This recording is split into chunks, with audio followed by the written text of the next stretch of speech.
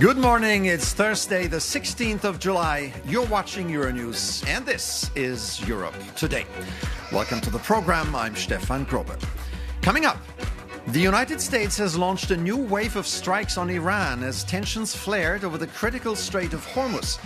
According to the Iranian Health Ministry, 7 military personnel were killed and more than 260 people were injured. Meanwhile, US President Trump renewed his threat to bomb Iranian civilian infrastructure unless Tehran returns to the negotiating table. Global oil prices rose again.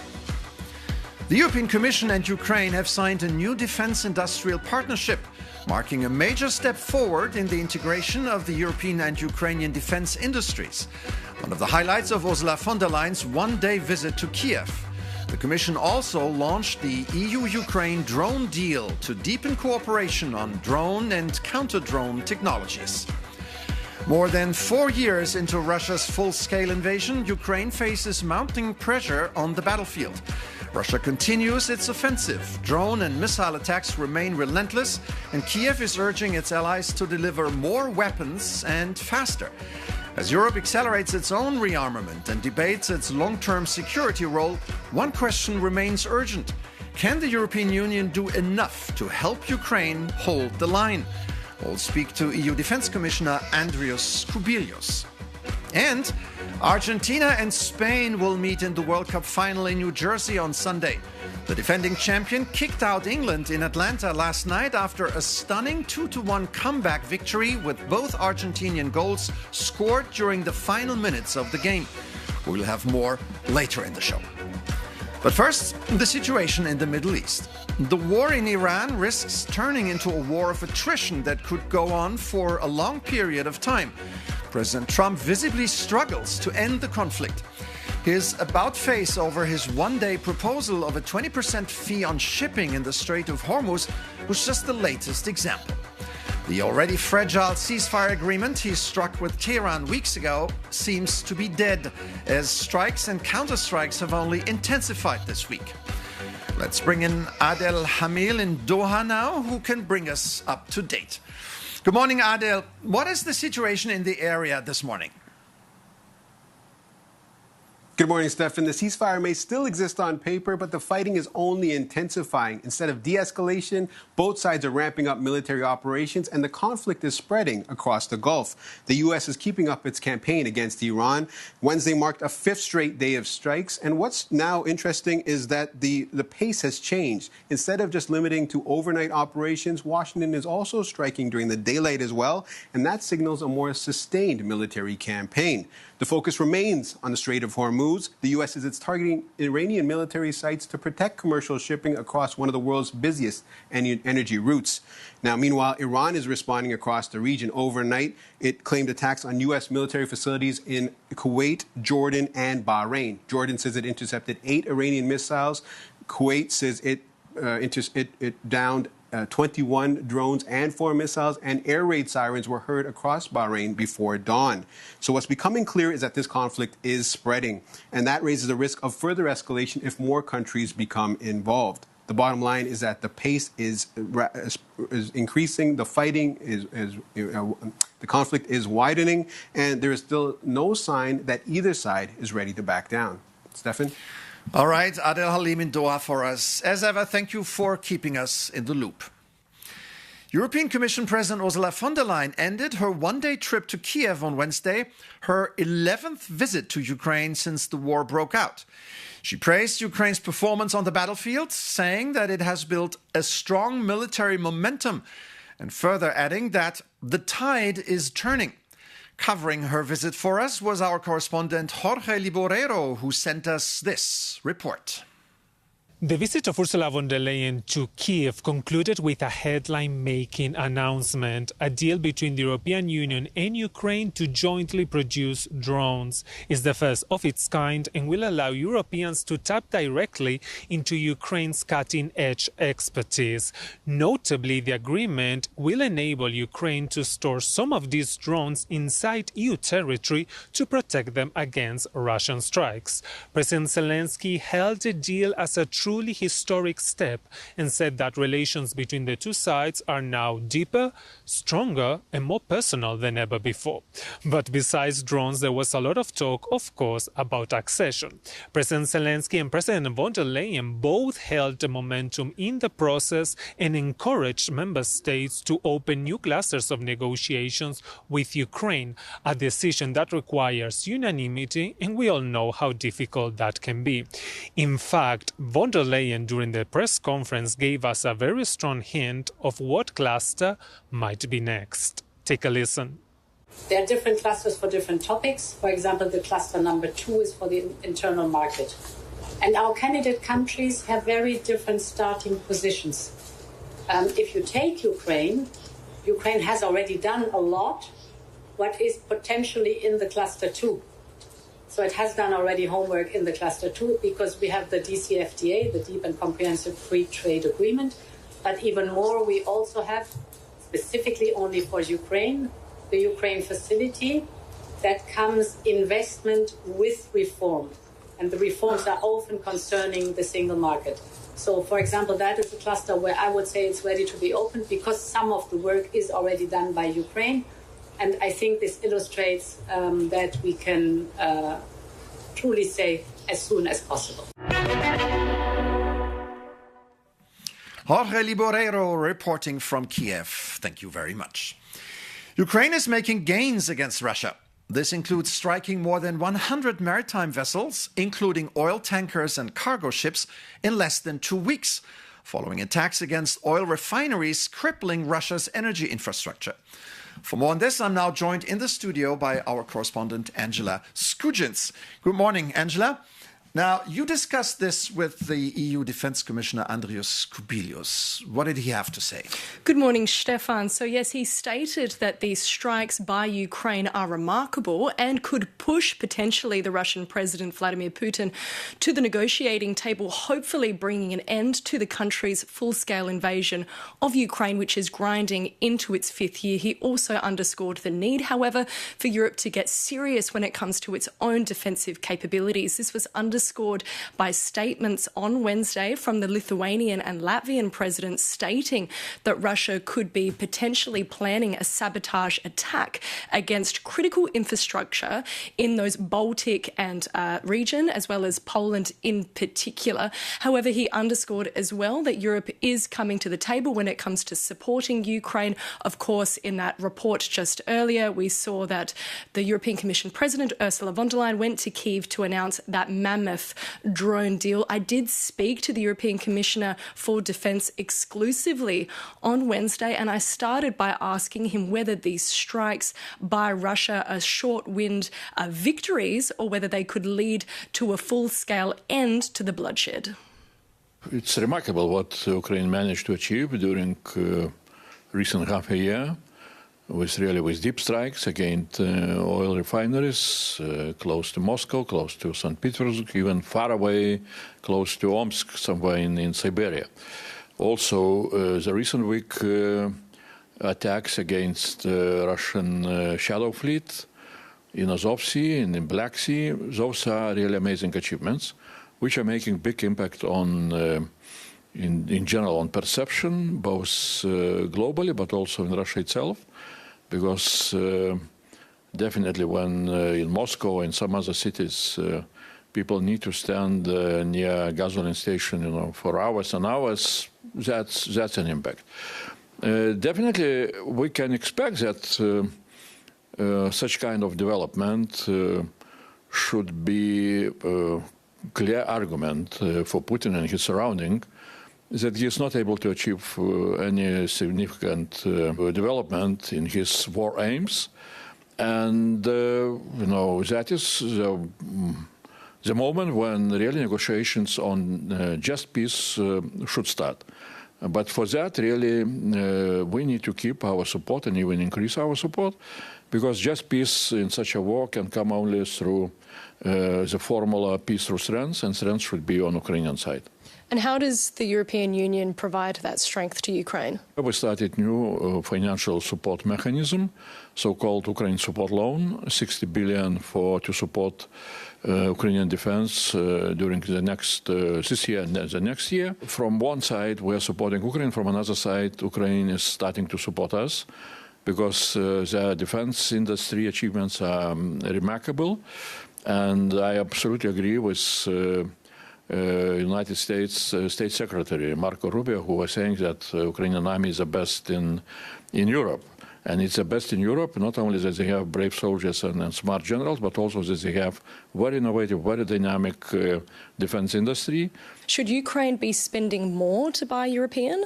European money has very clear principles. First of all, we're looking if Ukrainian defense industry is able to produce what they need to have on the front line. If not, then we're looking to European industry. And European industry really is gearing up and producing more and more.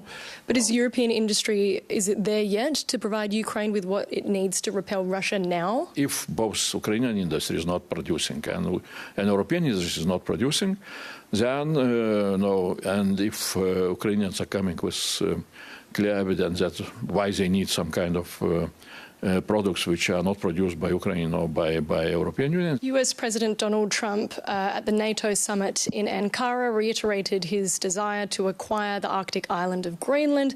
What can the EU do to come to that nation's aid if he made good on this defensive threat? We have had the same, language several months ago, back in early spring or late winter. And our answer was very clear. Denmark was promised also support from our side.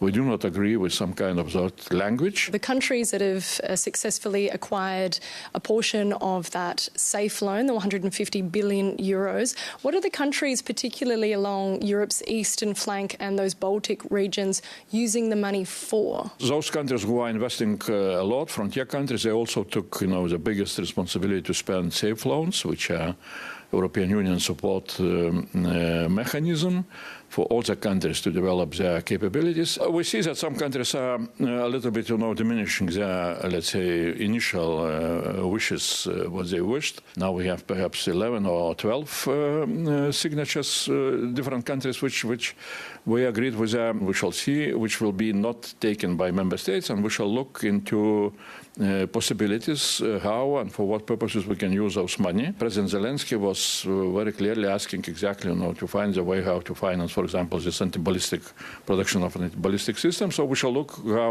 how we can do. Definitely, besides, those, actions which we are doing now, we need to see also challenges which are coming and very soon. Especially, we need to evaluate how our transatlantic partners are starting to diminish their presence.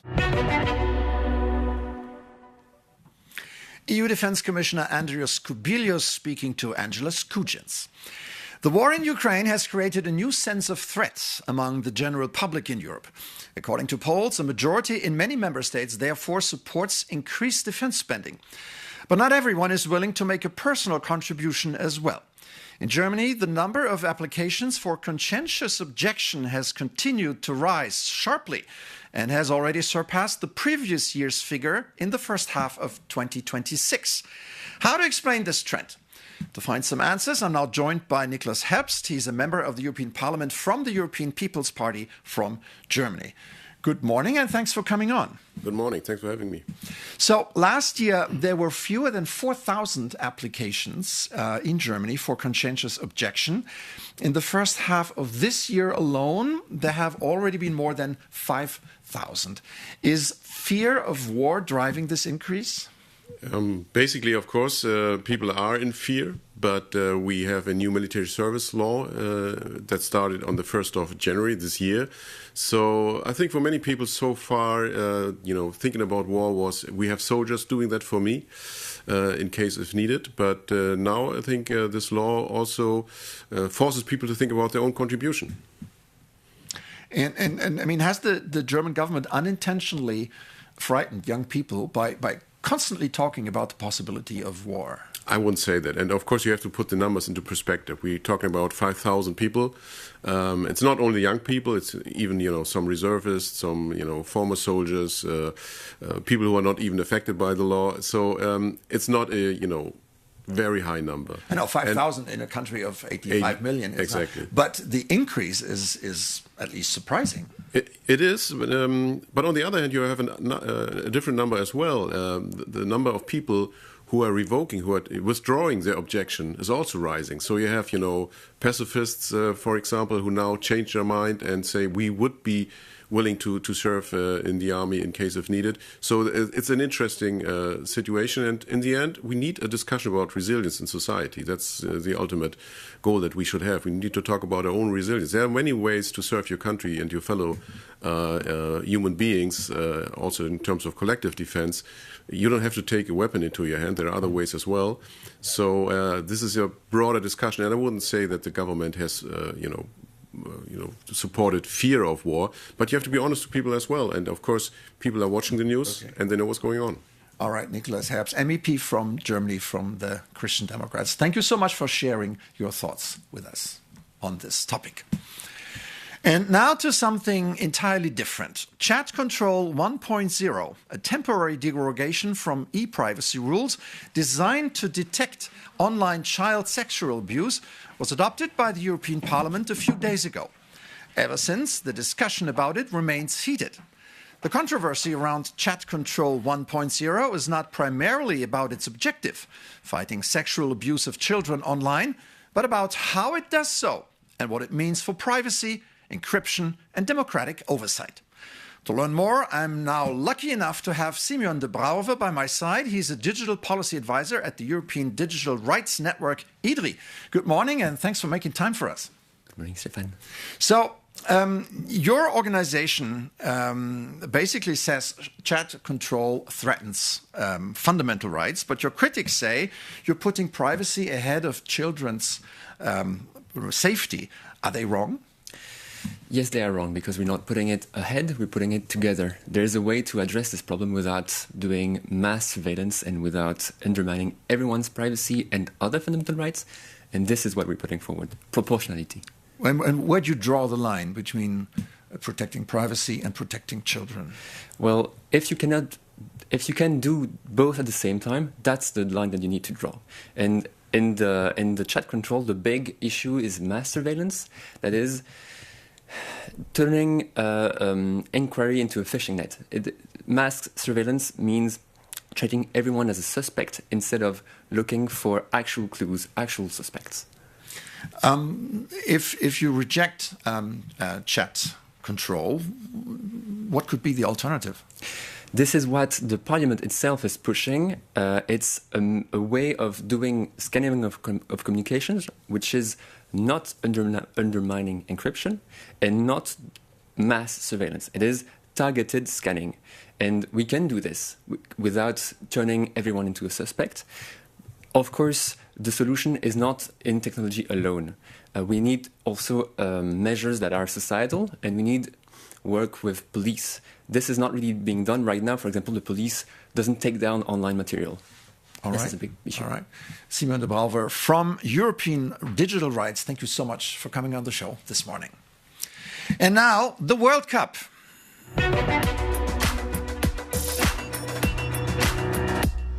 Argentina 2, England 1.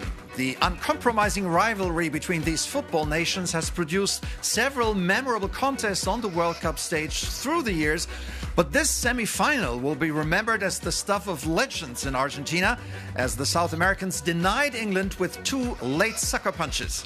The atmosphere was one of the most aggressive and nervous of all games in the competition already before kickoff, when supporters noisily booed the other team's national anthem.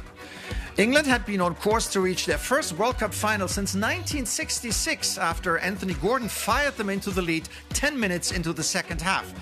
After that, Argentina switched to constant attack mode, turning superstar Lionel Messi into the hero of the evening. First, Messi set up Enzo Fernandez to fire in an 85th minute equalizer, and then, with extra time looming, crossed for substitute Lautaro Martinez to head in the winner in the second minute of stoppage time.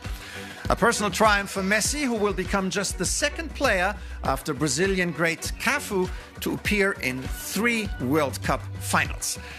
There you have it. That does it for us today. I'm Stefan Grobe. Thank you for watching. Take care and see you tomorrow.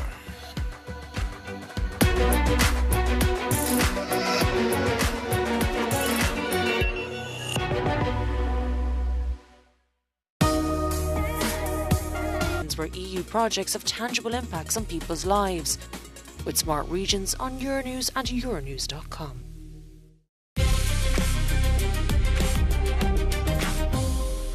Hello and welcome.